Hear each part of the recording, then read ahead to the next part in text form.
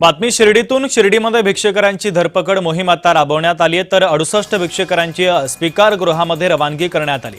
Police, Saibaba संस्थान आणि नगर परिषदेने संयुक्तरित्या ही मोहीम राबवली। राहता न्यायालयाच्या आदेशानंतर ही कारवाई करण्यात आलेली आहे।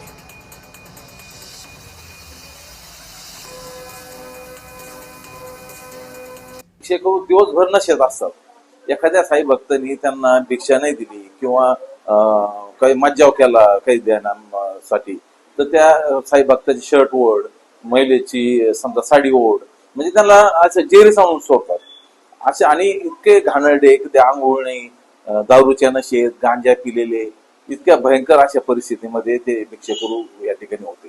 तर आज सकाळी जी मोहीम हाती घेतली त्यात 60 भिक्षेकरूच्या आसपास त्या ठिकाणी निष्पन्न झालेले आहेत।